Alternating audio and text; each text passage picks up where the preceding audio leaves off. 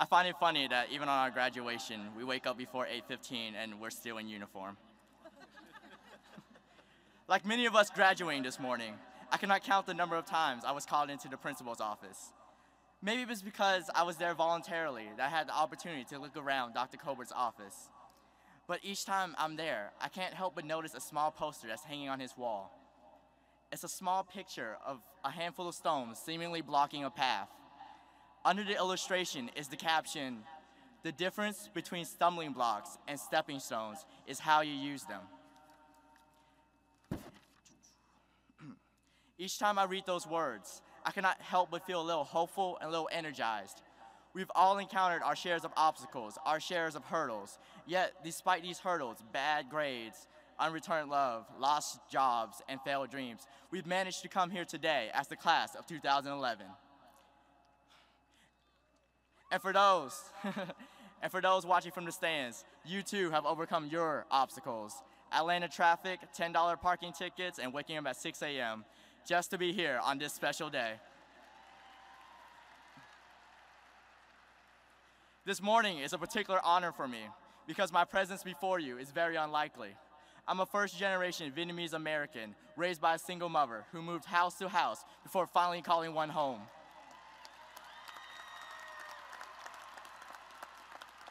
It was, however, from my family that I learned to turn my stumbling blocks into stepping stones.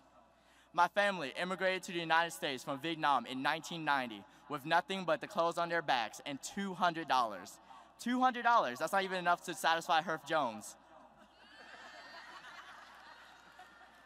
For a family of 5, $200 was not enough to even buy a week's worth of groceries. To make ends meet, my uncles, my grandparents had to take long-hour, low-wage paying jobs just so we could have a place to call home, food to call a meal, and something left over to even call a savings.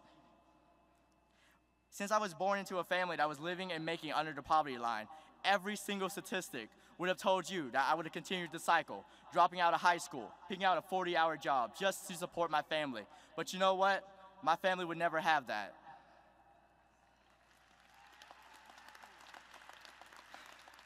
Even though my family was not rich and could have used the additional income, my family never gave up believing in the value of my education.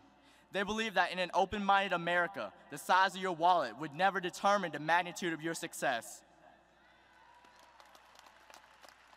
They imagined me graduating at the top of my class, going to the best schools in the world, and living the American dream.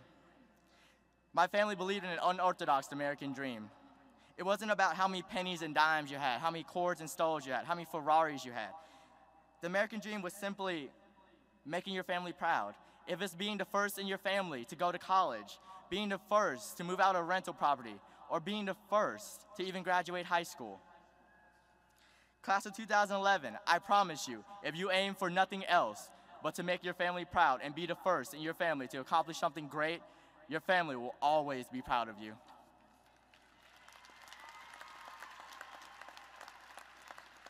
My family has been my greatest source of inspiration.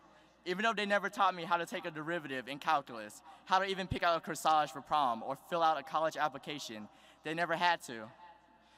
My family gave me a warm home, an unlimited supply of support, and their unconditional love. If my family taught me anything, it was that everyone goes through failures in life. But it is what you do during the valleys of your struggles that will determine the peaks of your success.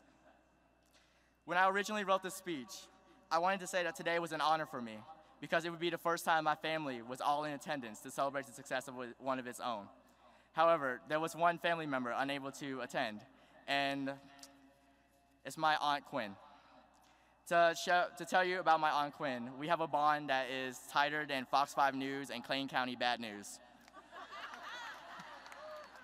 To tell you a short story about my aunt, when I decided to choose Yale over Harvard, while my family, every single one, tried to talk me out of my decision, my aunt simply called me. Instead of telling me that Barack Obama went to Harvard, she simply asked, "Did you have fun at Yale?" When I answered yes, she said she was proud of me.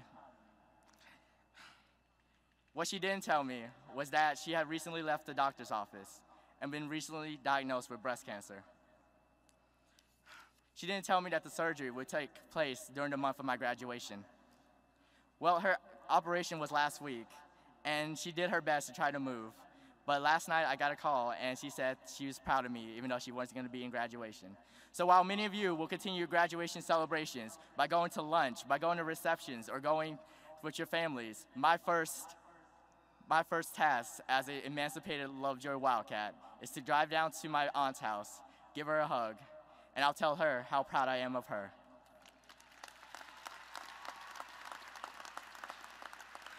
The support I received did not only stop with my family, it also came from a little place called Lovejoy High School.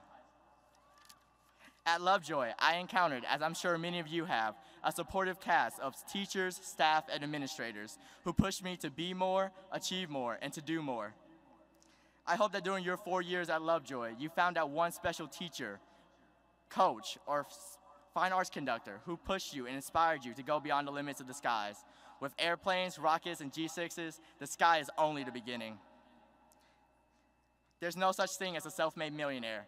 They too had supporters from their first dollar to their millionth. Class of 2011, just look at the people at the end of your rows. They have been your greatest supporters when you're away from home. And for those in the stands, they have been your greatest motivator for the last 2 decades. I believe they deserve a little round of applause.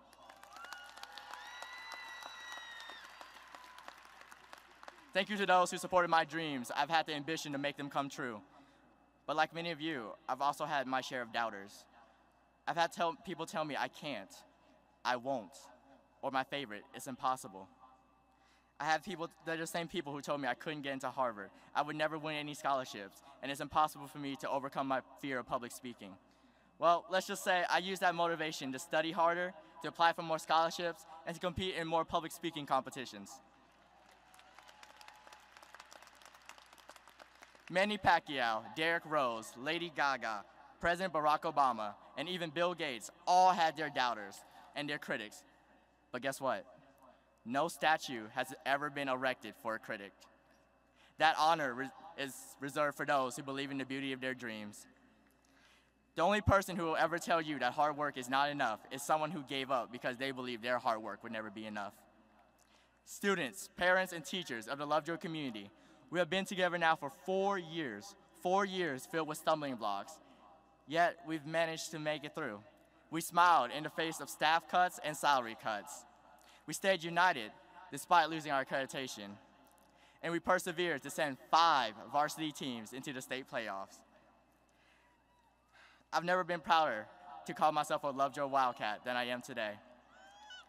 Class of 2011, my parting words to you are to never give up on those dreams of yours, whether it is to make it to the NFL, to climb Mount Everest, to become a famed interior designer, or to shine a light in the dark world of cancer. The one person or thing stopping you from achieving your dreams is not a critic, is not bad luck, is not the economy. It's the person sitting in your seat. If you decide not to stop yourself, then nobody can. My own story is but one of many that prove that the heart of the American dream is still alive and beating.